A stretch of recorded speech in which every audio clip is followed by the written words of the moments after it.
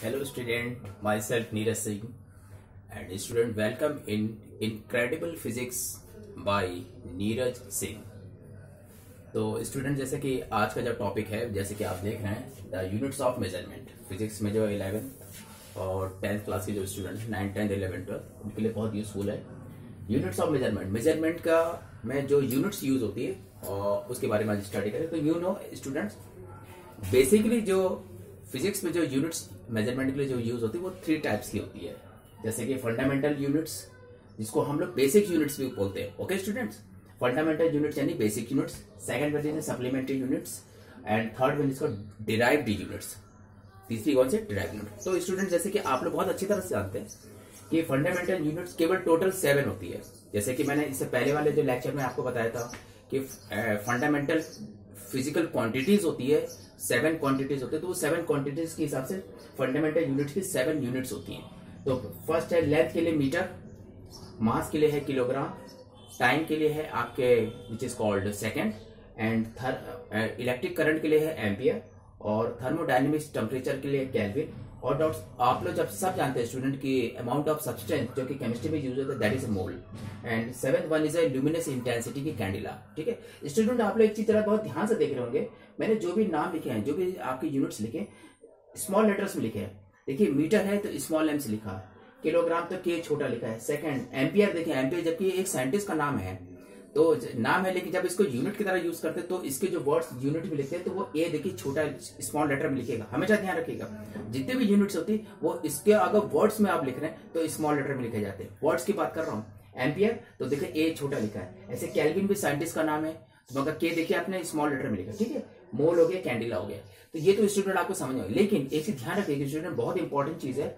आपने देखे एम्पियर जो है साइंटिस्ट का नेम है, लेकिन जब इसको एज ए यूनिट की तरह इसको वर्ड्स में लिखते तो एम्पियर में ए स्मॉल लेटर में लिखा जाता है। लेकिन आपने देखे सिंबल, आप देख रहे हैं सिंबल कैपिटल ए लिखा जाएगा। इसी ध्यान रखिएगा स्टूडेंट्स, क्योंकि किसी साइंटिस्ट का नाम है तो ठीक है, जब वर्ड्स में लिखा जाएगा तब तो भैया हम उसको वर्ड्स में यूनिट को लिखेंगे तो स्मॉल लेटर में लिखेंगे, लेकिन जब सिंबल यूज करेंगे तो हम लोग कैपिटल ए से यूज करेंगे। बाकी देखिए metre small letters, kilogram small letter, second small letter सब में। देखिए एम्पियर है, केल्विन, इनको आप हमेशा कैपिटल लेटर में यूज करेंगे। लेकिन अगर आपसे कहे कि ये कि इलेक्ट्रिक करंट का आपका जो है वो जो वर्ड्स में जो यूनिट है तो वो एम्पियर आप स्मॉल ए में और केल्विन को स्मॉल के में लिखेंगे। ठीक है, तो स्टूडेंट आपको समझ में आ गया टोटल फंडामेंटल या बेसिक यूनिट्स कितने होते हैं? 7, केवल 7 है। इसी से दूसरी और डिराइव्ड यूनिट्स बनाई जाती है। ठीक है, अगला स्टूडेंट्स हमारा है सप्लीमेंट्री यूनिट। सप्लीमेंट्री यूनिट्स केवल 2 होती है, एक होती है प्लेन एंगल, एक होता है सॉलिड एंगल। ये जरा मैं आपको क्लियर कर दूं होता क्या है। देखिए प्लेन एंगल आप लोग जो जनरली आप लोग जो केमिस्ट्री में जो ज्योमेट्री में आप लोग जो एंगल बोलते हैं वो एक्चुअली में प्लेन एंगल होता है। ठीक है, तो प्लेन एंगल बनता है सर्कल से। किससे बनता है? ये सर्कल से। आप जैसे हमने ये देखिए सेंटर है, ये सर्किल हमने बनाया, ये क्या बनाया हमने? सर्किल। तो आप लोग जानते हैं सर्कल से ये सेंटर है, सेंटर से ये डिस्टेंस है, ये कहलाता है रेडियस। आप लोग जानते हैं रेडियस। तो 2 रेडियस ले लिए, जैसे एक रेडियस ये ले ले, एक रेडियस ये ले लिया, तो आप जो यहां से लेके यहां तक जो लेंथ बोलते हैं इसे बोलते हैं arc. It is called arc. ठीक है स्टूडेंट, समझेंगे? तो आप ये समझे कि यहाँ आप इस पोजीशन में थे, इस पोजीशन से आप स्वीप करते हुए यहां पहुंचे, यानी कि आपका एंगल यू टर्न कर रहा है। स्वीपिंग जैसे झाड़ू लगाते हैं ना, उस तरह से स्वीपिंग। तो स्वीपिंग करके आप यहां से यहां पहुंचे, तो ये स्वीपिंग जो यहाँ पे जो हमारा जो एंगल बनता है उसको हम लोग थीटा से दिखाते हैं, दैट इज प्लेन एंगल। इसे प्लेन एंगल बोलते हैं। और प्लेन एंगल निकालने का बहुत सिंपल सा formula, angle is equal to होता है arc upon radius. Simple formula है आर्क अपॉन रेडियस। ये आर्क अपॉन रेडियस हमारा जो है आपका एंगल निकलता है, और इस एंगल का जो यूनिट होता है वो होता है रेडियन। ठीक है स्टूडेंट, ध्यान रखिए रेडियन देखिए ये स्पेलिंग RADIAN, और इसका जो सिंबल है वो है small r small a small d, RAD। Okay student, तो ये आपको समझ आर्क अपॉन रेडियस से हमारा ये निकल आता है। ठीक है, आपको समझ में आ गया होगा। ये तो ये बनता है हमारा सर्कल से। लेकिन अगर आपका सॉलिड एंगल है, सॉलिड एंगल बनता है स्फीयर से। मैंने स्टूडेंट क्या बोला? स्फीयर।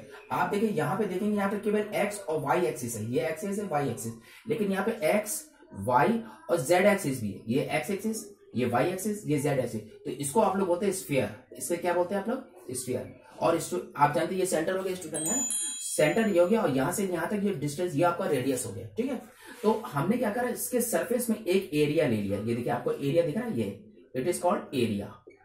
सरफेस में एक एरिया। तो स्फीयर में जो होता है, जो हमारे ये गोलाई में आप देख रहे हैं, यहाँ पे गोलाई में जो एंगल बन रहा है इसको बोलते हैं सॉलिड एंगल। इसको ओमेगा से दिखाते हैं। ये जो छोटा सा डब्ल्यू दिख रहा है ना, it is a omega. Omega बोला था, तो ओमेगा बराबर होता है यानी सॉलिड एंगल बराबर होता है area of the surface divided by radius का स्क्वायर। क्या बोला मैंने? रेडियस का स्क्वायर, रेडियस का स्क्वायर करके ये निकलता है और इस तरह से हमारा जो सॉलिड एंगल बनता है। और सॉलिड एंगल का जो यूनिट होता है वो होता है स्टेरेडियन। इसका सॉलिड एंगल का यूनिट क्या होता है? स्टेरेडियन। इसका सिंबल होता है एसआर। ठीक है, क्लियर हो गया स्टूडेंट? तो आप लोग ये बात समझेंगे, सॉलिड एंगल स्फीयर से बनता है, ये देखिए स्फीयर लिखा हुआ है, एंड प्लेन एंगल बनता है सर्कल से। ये आप लोग अच्छे से समझ में आ गया होगा।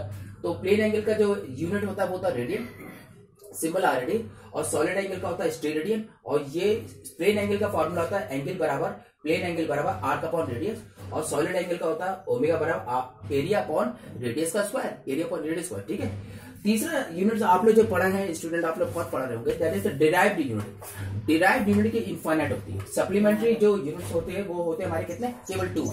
लेकिन जो डिराइव्ड यूनिट वो इनफाइनाइट होते हैं। जितने भी आप यूनिट्स आप देखते हैं, फिजिक्स में पढ़ते हैं, केमिस्ट्री पढ़ते हैं, जो भी यूनिट्स होती हैं, जितने भी आप फॉर्मूले होते हैं उससे आप ढेर सारे निकाल सकते हैं। जैसे सपोज, जैसे हमने बोला स्पीड, अब स्पीड वाला वर्क क्या होता है? Distance upon time.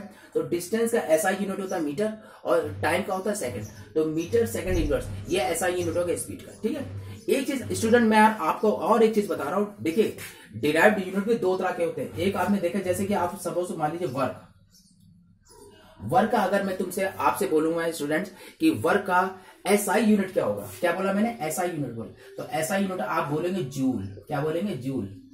लेकिन अगर मैं बोलूंगा वर्क का एमकेएस यूनिट क्या होगा? क्या बोला मैंने? एमकेएस यूनिट क्या होगा? तो ध्यान रखिएगा, उसका होगा KG metre square second inverse 2। ये होता है। देखिए अब आपसे देखिए एक चीज बहुत ध्यान से समझिएगा इस चीज को। जब डिराइव्ड यूनिट में अगर आपसे कोई बोलता है कि इसकी एसआई यूनिट बोलिए, जैसे सपोज कि मैंने बोला आपसे फोर्स, तो फोर्स का अगर आपसे मैंने बोला एसआई यूनिट बोलिए तो आप बोलेंगे न्यूटन। क्या बोलेंगे? न्यूटन। फोर्स का न्यूटन बोलेंगे। लेकिन वही मैं कहूंगा कि फोर्स का एमकेएस यूनिट बताइए, फर्क होते हैं दोनों में। अगर मैं बोलूंगा फोर्स का एमकेएस यूनिट क्या होता है तो आप बोलेंगे किलोग्राम मीटर सेकेंड इनवर्स 2। क्या बोलेंगे? Metre kilogram metre second inverse 2। तो किलोग्राम मीटर सेकेंड इनवर्स 2 ये फोर्स का एमकेएस यूनिट होगा। जैसे कि यहाँ पे मैंने बताया वर्क का, अगर मैं बोलूंगा वर्क का एसआई यूनिट क्या होगा तो वर्क का एसआई यूनिट होगा जूल। क्लियर हो गया? जूल हो गया। लेकिन मैं बोलूंगा वर्क का एमकेएस यूनिट क्या होगा तो वर्क का एमकेएस यूनिट होगा kilogram metre square second inverse 2। तो स्टूडेंट ये चीज बहुत बारीकी से ध्यान रखिएगा कि जब हम लोग एसआई में यूनिट में निकालते हैं तो वन वर्ड वाले जो होते हैं ना, जैसे फोर्स का आपका हो गया न्यूटन, वर्क का आपका जूल हो गया, या मैग्नेटिक फील्ड का भी होगा टेस्ला, है ना, या आपका मैग्नेटिक फ्लक्स का हो गया वेबर, इस टाइप के जो फ्लक्स के वेबर हो गया। तो ये जो शॉर्टकट वाले वन वर्ड वाले जो यूनिट्स होते हैं ये एसआई यूनिट्स कहलाते हैं। ये क्या कहलाते हैं? SI unit. और जब इनका डायमेंशन के हेल्प से जब इनको हम एमकेएस के फॉर्म में यानी मीटर किलोग्राम सेकंड एम्पियर के फॉर्म में जब इनको कन्वर्ट करके जो यूनिट बनती वो कहलाती है हमारी एमकेएस यूनिट। क्या कहलाती है वो? MKS unit. ठीक है स्टूडेंट, तो आज आई थिंक स्टूडेंट आज आप लोग को units of measurement in physics आप लोगों को बिल्कुल क्लियर कॉन्सेप्ट हो गए। ये सारी चीज आपको समझ में आ गई होगी। इसको ध्यान से आप लोग डिराइव कर लीजिएगा, देख लीजिएगा इसमें जो रफली आप अपनी लैंग्वेज में। और ये चीज बहुत खास ध्यान रखिएगा कि किसी भी डिराइव्ड यूनिट की जो हमारी जो यूनिट्स होती है वो एसआई और एमकेएस दोनों में अलग अलग होती है। अगर एमकेएस यूनिट पूछा तो आपको समझ में आ गया, मैंने बता दिया वर्क का एग्जांपल लेके। जूल भी हो सकती है और किलोग्राम मीटर स्क्वायर और सेकंड इनवर्स 2। तो ये सब चीज आप लोग बारीकी से ध्यान रखिएगा, ये फिजिक्स का अपना कल्चर। तो स्टूडेंट यूनिट्स ऑफ मेजरमेंट आज के लेक्चर में खत्म हुआ। और अगर आप लोगों को स्टूडेंट मेरा ये लेक्चर समझ में आया, बहुत अच्छा लगा, अगर अच्छा लगा तो कमेंट बॉक्स में मुझे लिख के आप मुझे अपनी क्यूरियोसिटी जो भी आप मुझे लिख के भेजिएगा। और अगर हो सके तो इसको लाइक कर दीजिएगा और बेल आइकॉन